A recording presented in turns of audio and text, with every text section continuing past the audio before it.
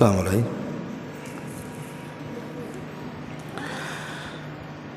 Bismillahirrahmanirrahim.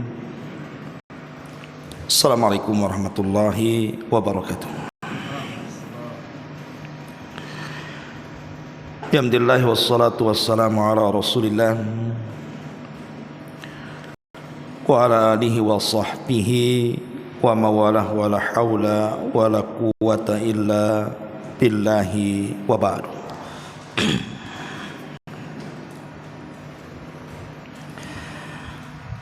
Alhamdulillah, di pagi menjelang siang ini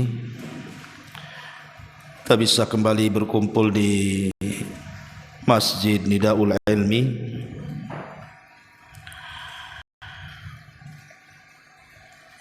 dan kajian di pagi ini kita akan membahas tentang hadis yang cukup panjang dari sahabat Al-Bara ibn Azib radhiyallahu anhu. Dan hadis ini dijadikan dasar hadis oleh para ulama tentang pengetahuan kita kepada kematian-kematian yang akan menjemput kita.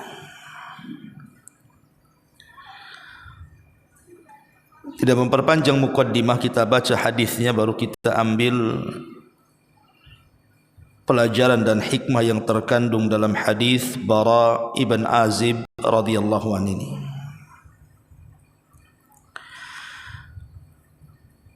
Ma'asyiral muslimat, ibu-ibu yang dimuliakan Allah Subhanahu wa taala.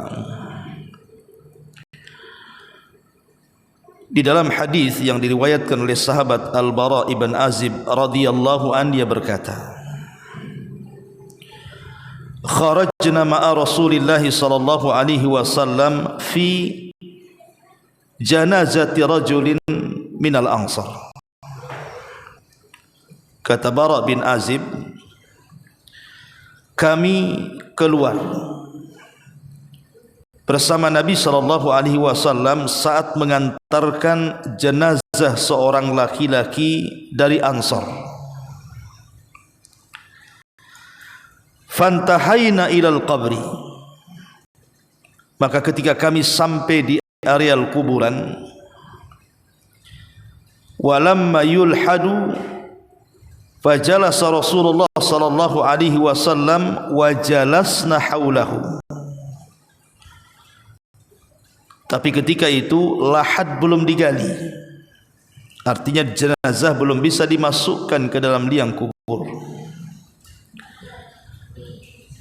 Maka sambil menunggu lahad digali, Nabi sallallahu alaihi wasallam kemudian duduk dan kami pun duduk di sekitarnya.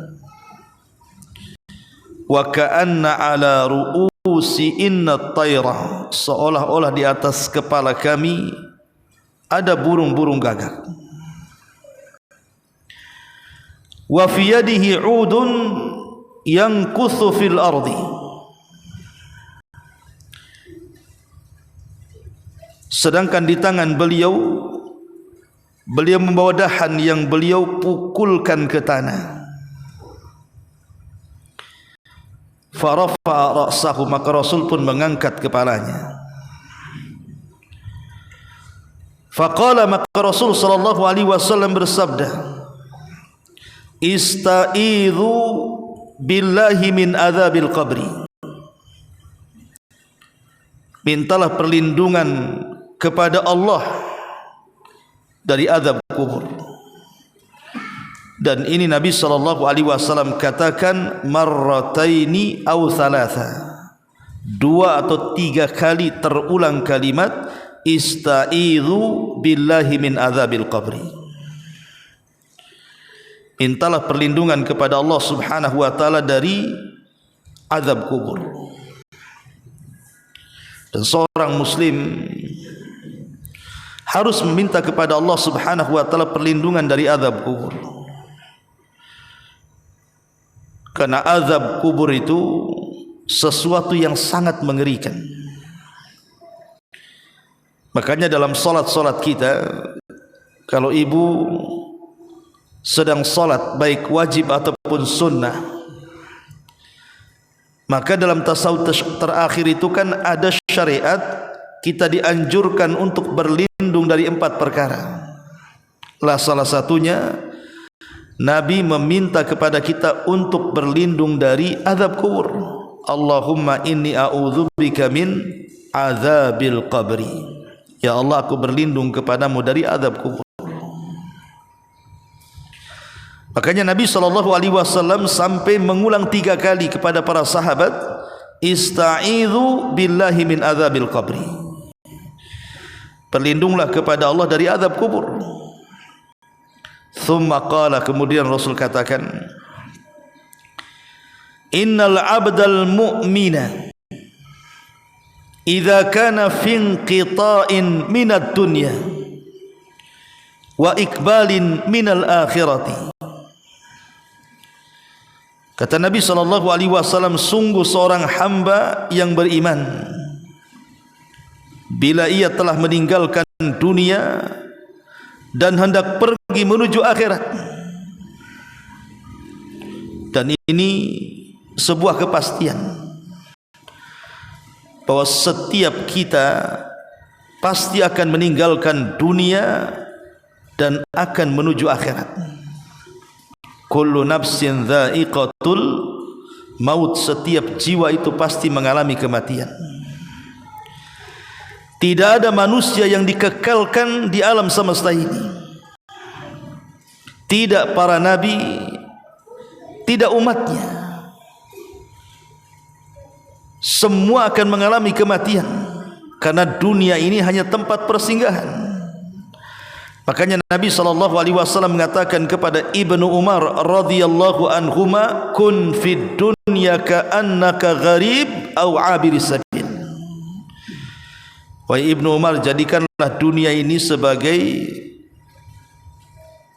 layaknya engkau ini orang asing, ataupun bagaikan kau seorang musafir, hanya lewat singgah sebentar kemudian pergi lagi.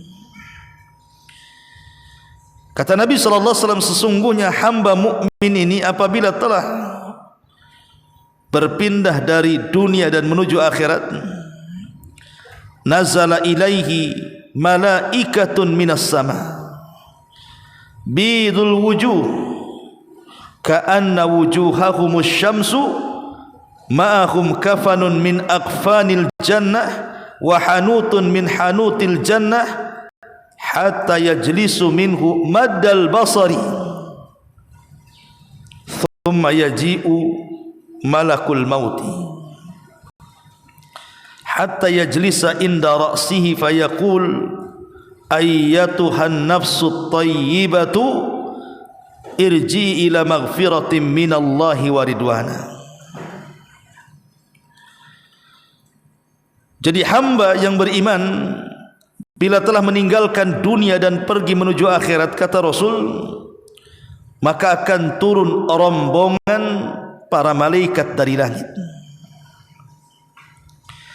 di mana rombongan malaikat yang datang dari langit itu memiliki wajah yang sangat putih sekali, bagaikan wajah-wajah mereka itu seperti matahari. Mereka pun membawa sebuah kafan dari kafan-kafan sorga, dan juga sebagian mereka membawa parfum dari parfum sorga, hingga mereka semua duduk di sisi orang yang hendak dicabut nyawanya itu, sehingga mereka memandang sejauh mata memandang. Kemudian malaikat maut, dia mulai mendekat kepada jasad yang akan dicabut rohnya itu, kemudian duduk di sisi kepalanya, kemudian dia mengatakan, wahai jiwa yang baik, keluarlah untuk menyambut ampunan Allah dan keridhaan Allah Subhanahu wa taala. Subhanallah. Ini kalau yang dicabut nyawanya ini adalah seorang mukmin, orang yang ketika di masa hidupnya dia penuh dengan ketaatan kepada Allah, penuh dengan ibadah kepada Allah Subhanahu wa taala, maka kematiannya diberikan kematian terbaik kepadanya, sehingga yang diutus malaikat-malaikat yang akan mencabut nyawanya pun adalah malaikat-malaikat yang wajahnya seterang matahari dan wajahnya sangat putih bersih dan ucapannya sangat santun, sehingga malaikat maut mengatakan, wahai jiwa yang tenang, wahai jiwa yang baik, keluarlah untuk menyambut ampunan dan keridhaan Allah Subhanahu wa taala. Setelah kemudian malakul maut mencabut ruhnya, apa yang terjadi? Qala, maka dikatakan, fatakhruju tasilu kama tasilul qatratu min fisiqai, fa idza akhadhaha lam yada'uha fi yadi tarafata 'ainin hatta ya'khudhuha fayaj'aluha fi dhalikal kafani wa fi dhalikal hanuti wa yakhruju minha ka'atyabi nafkhati miskin wujidat ala wajhil ardi.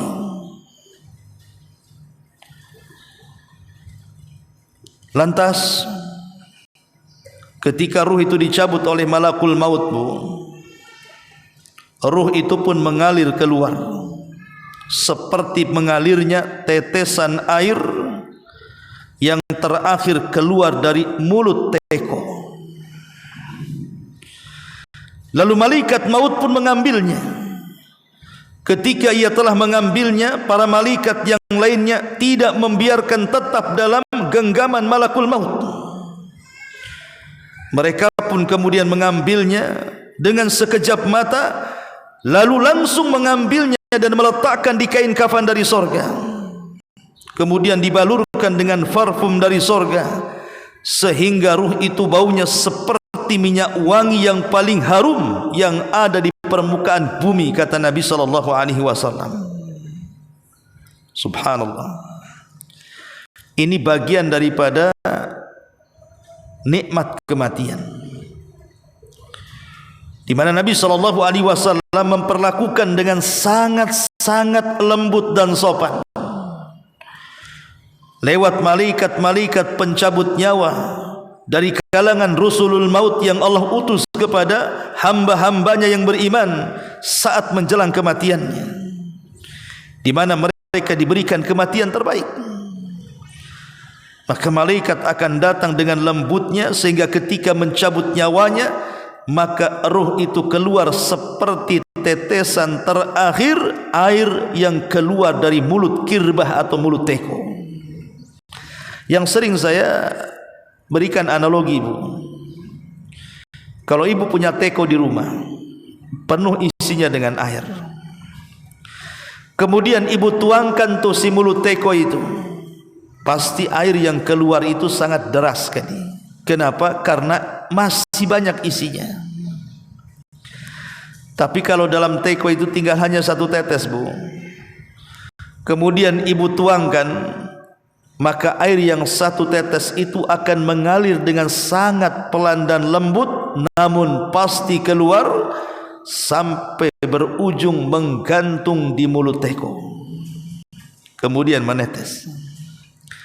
Begitulah ruhnya seorang mukmin saat dicabut, Bu, pelan, halus oleh malakul maut, sampai ketika ruh sudah berada di mulut orang yang beriman itu, maka malaikat langsung mengambilnya. Tapi malaikat maut itu tidak lantas kemudian memegang terus-terusan ruh yang sudah di tangannya, tapi ada malaikat-malaikat lain sebagai pembantu malaikat maut. Langsung pembantu-pembantu malaikat maut menyambar ruh itu, kemudian diletakkan di kain kafan dari sorga, kemudian dibaluri dari hanut dari sorga. Tiba-tiba ketika kemudian ruh ini sudah dikafankan, maka ruh ini keluar bau yang sangat harum, yang tidak pernah didapati baunya di atas permukaan bumi, saking harumnya, kata Rasul. Qala, kemudian dikatakan, Nabi sallallahu alaihi wasallam bersabda melanjutkan hadisnya, fayas'aduna biha fala yamurruna ya'ni biha ala mala'in minal malaikati illa qalu ma hadar ruhut tayyibu fayaquluna fulan ibnu fulan bi ahsani asma'ihi allati kanu yusammunaha biha fid dunya. Maka kemudian malaikat itu pun membawa ruh itu naik ke langit, sehingga tidaklah mereka melewati sekawanan para malaikat yang ada di langit, melainkan mereka bertanya-tanya, ruh siapakah yang sangat wangi ini? Maka para malaikat yang membawa ruh itu mengatakan, ini ruhnya fulan ibn fulan, fulan ibn fulan. Dan mereka menyebut-nyebut dengan sebutan terbaik yang dipergunakan orang-orang itu ketika di dunia. Dan begitu seterusnya. Ma'asyiral muslimat yang dimuliakan Allah Subhanahu wa taala. Hatta yantahu biha ila sama'id dunya. Sampai malaikat-malaikat yang membawa ruh itu mengantar ruh ini ke langit pertama dunia.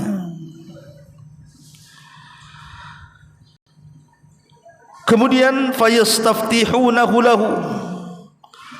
Maka malaikat-malaikat yang berada di langit pertama mereka membukakan pintu-pintu langitnya. Fayuftahu lahum fayushayyi'uhum min kulli sama'in muqarrabuha ila sama' allati taliha hatta yantahiya bihi ila sama'is sabi'ati. Kemudian dia pun terus dibawa naik ke atas,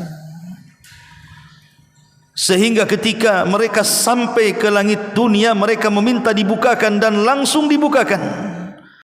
Selanjutnya setiap penjaga langit tersebut mengantarkan mereka hingga ke langit berikutnya, sampai akhirnya mampu melewati langit ketujuh. Subhanallah, bagaimana ruh ini dimuliakan Allah Azza wa Jalla, sehingga bisa diangkat sampai lapisan-lapisan langit yang tujuh itu. Ma'asyiral muslimat yang dimuliakan Allah Subhanahu wa taala. Tapi begitulah Allah Subhanahu wa taala memuliakan ruhnya seorang mukmin. Akan dinaikkan setinggi mungkin sesuai dengan keimanannya kepada Allah Subhanahu wa taala. Padahal kita tahu bahwa sekelas Nabi Idris alaihi salam Allah hanya angkat ke mana? Ke langit keempat. Nabi Isa hanya sampai di langit kedua. Itu semasa keduanya hidup. Dan Isa masih hidup sampai sekarang. Sementara Idris sudah meninggal. Dan itu pendapat yang kuat. Tapi ruhnya seorang mukmin walaupun dia bukan seorang nabi, Allah muliakan sehingga mampu naik melintasi setiap lapisan-lapisan langit sampai ke langit ketujuh. Setelah kemudian sampai di langit ketujuh,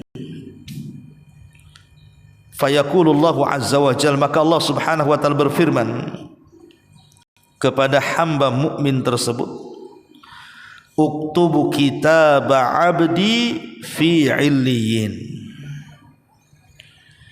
wa'iduhu ilal ardi fa inni minha khalaqtuhum wa fiha u'idhuhum wa minha ukhrijuhum taratan ukhra. Kata Allah Subhanahu wa taala berfirman, tulislah catatan hambaku ini di tempat yang paling tinggi di sorga, fil illiyin. Kembalikanlah ruhnya ke dalam bumi, karena dari bumi itulah aku ciptakan dia. dan kepada bumilah aku kembalikan dia, serta daripada bumi itulah kelak aku akan membangkitkan dia kedua kalinya. Ma'asyiral muslimat yang dimuliakan Allah Subhanahu wa taala, maka akhirnya kemudian catatannya diangkat sampai ke tempat yang paling tinggi di Iliyin. Kemudian rohnya seorang mukmin ini dikembalikan ke dalam jasadnya. Kemudian Nabi SAW melanjutkan sabdanya, fatu'adu ruhuhu fi jasadihi, maka ruhnya akan dikembalikan ke dalam jasadnya. Fayatihi malakani, maka akan datang kepadanya dua malaikat. Fayujlisanihi, maka keduanya akan mendudukkan orang ini. Fayaqulani lahu, dan keduanya akan menginterogasi orang ini. Kemudian keduanya mengatakan, man rabbuk, siapa Tuhanmu? Man rabbuk, siapa Tuhanmu? Fayaqul, maka orang yang beriman ini mengatakan, Rabbi Allah, Rabbku Allah. Fayaqulani lahu, maka keduanya berkata lagi, ma dinuk, apa agamamu? Fayaqul, maka hamba yang saleh ini mengatakan, diniyal Islam, agamaku adalah Islam. Fayaqulani lahu, maka keduanya berkata lagi, ma hadzal rajul alladzi bu'itsa fikum, tahukah kamu siapa orang yang telah diutus Allah kepada kalian ini? Fayaqul, maka dia mengatakan, huwa Rasulullah, huwa Rasulullah, dia adalah Rasulullah sallallahu alaihi wasallam. Fayaqulani lahu, maka keduanya berkata lagi, wa ma ilmuka, apa pengetahuanmu? Fayaqul, dia mengatakan, qara'tu kitab Allah, aku membaca Al-Quran. Fa amantu bihi, aku pun beriman dengan Quran. Wa saddaqtu, dan aku membenarkan Al-Quran. Fayunadi munadin minas sama, maka Allah mengutus orang pemanggil dari langit, ang sadaqa abdi, hambaku telah benar, hambaku telah jujur. Fafrishuhu minal jannah wa albisuhu minal jannah waftahu lahu baban minal jannah. Maka Allah Subhanahu wa ta'ala katakan kepadanya, hambaku telah benar, maka hamparkanlah hamparan dari sorga kepadanya, pakaikanlah untuknya pakaian dari sorga, bukakanlah baginya pintu menuju sorga.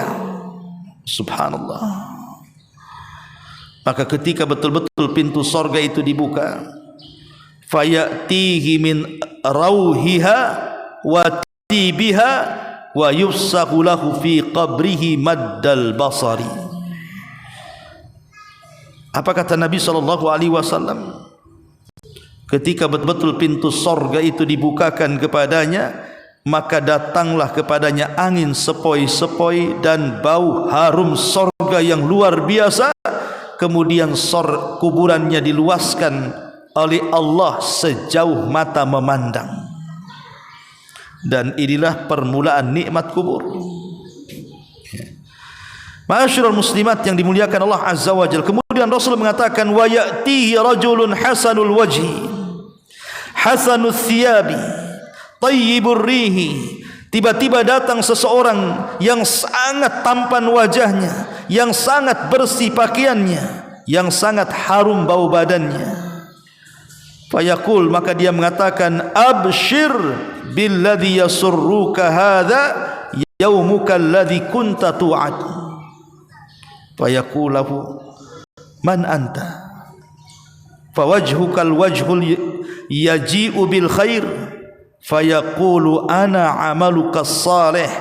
Fayaqulu rabbi aqimis sa'ah hatta tarji ila ahli wa mali.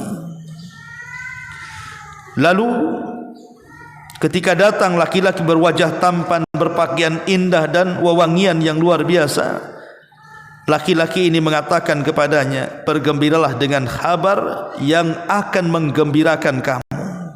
Inilah hari yang dijanjikan untukmu. Maka hamba soleh itu mengatakan, siapa kamu sebenarnya? Wajahmu adalah wajah yang mendatangkan kebaikan. Lalu ia menjawab, aku adalah amal soleh. Lalu hamba ini mengatakan, wahai Tuhanku, segerakanlah kiamat, segerakanlah kiamat, sehingga aku bisa kembali bersama keluarga dan harta-hartaku, katanya. Inilah gambaran dari hadis Bara bin Azib tentang kematian kita, Bu. Dan ini pasti kita akan alami. Tidak mungkin tidak. Kita akan melalui proses demi proses yang Nabi SAW sabdakan 14 abad yang silam, dan kita wajib membenarkan apapun yang dihabarkan Rasul, masuk di akal atau tidak masuk di akal. Kan ini perkara gaib yang harus kita imani. Jadi globalnya kata Nabi SAW, kalau saya, ibu atau siapapun meninggal dunia, maka saat-saat meninggal dunia itu datang rombongan malaikat, Bu. Satu malakul maut yang mencabut nyawa, yang lainnya itu disebut rusulul maut, penolong-penolong malaikat maut. Dan semua malaikat-malaikat rombongan kematian ini memiliki tugas masing-masing.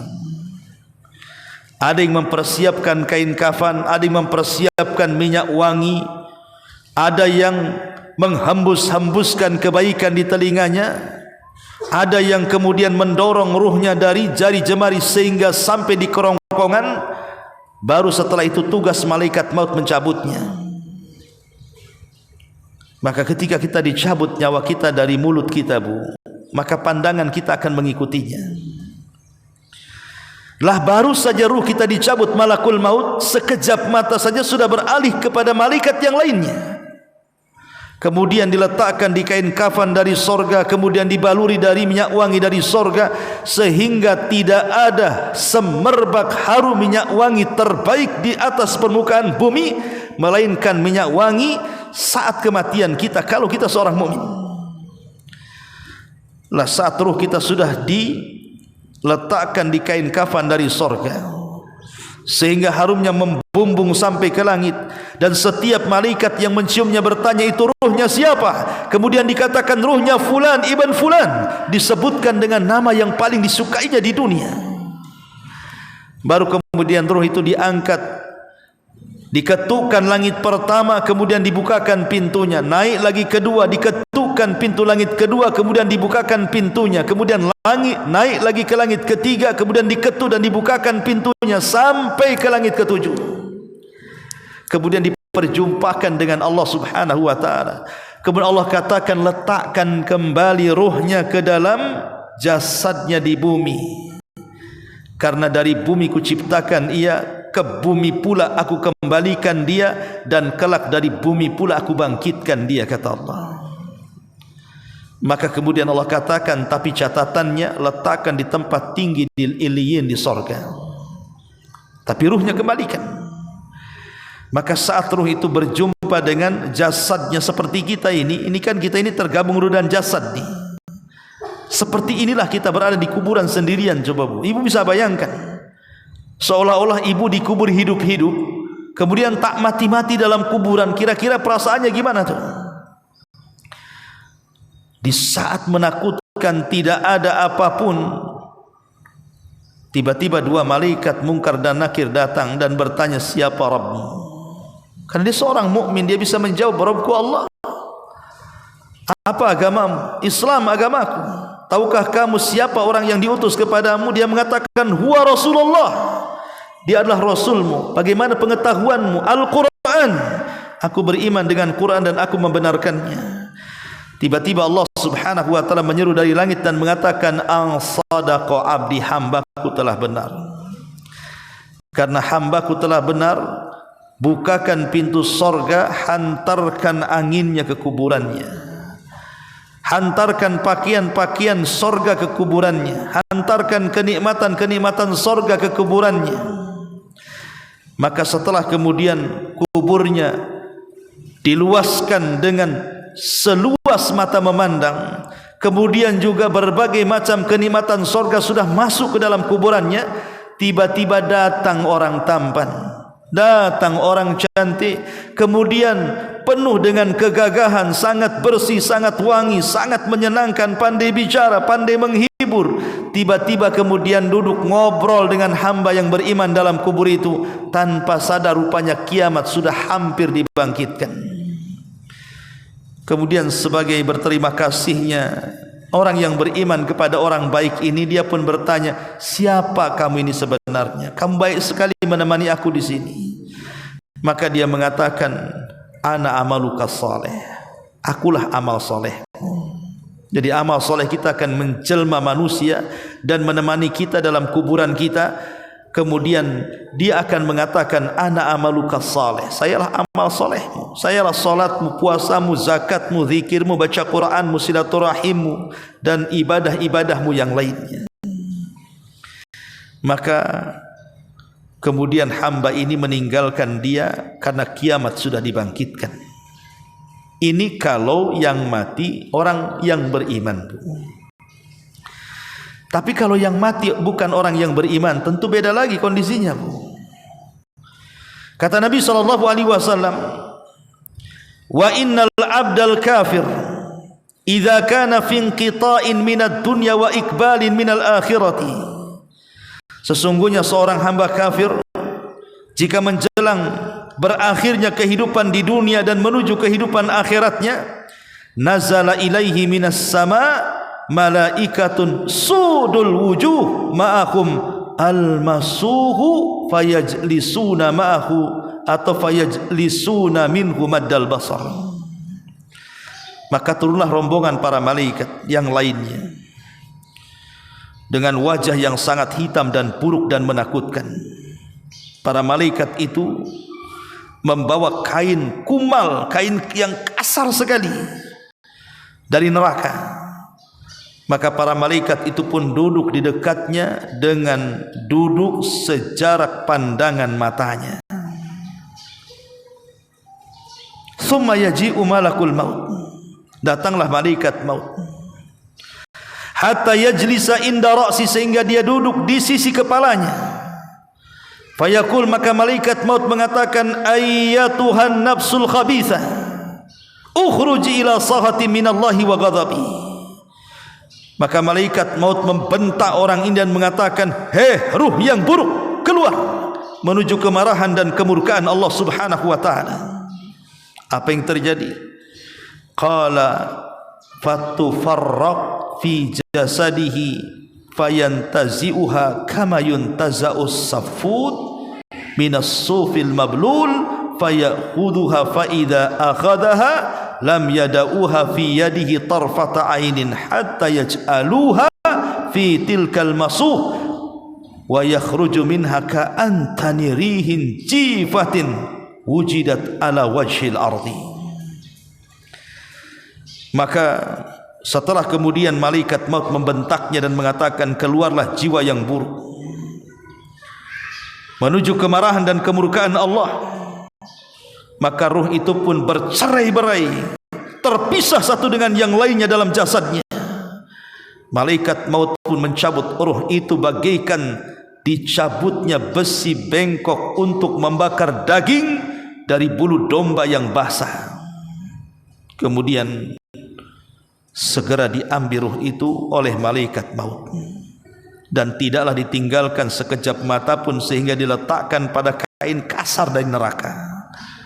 Keluarlah aroma busuk bagaikan bangkai yang buruk yang pernah ditemukan di permukaan bumi, kata Nabi sallallahu alaihi wasallam. Na'udzubillah tsumma na'udzubillah.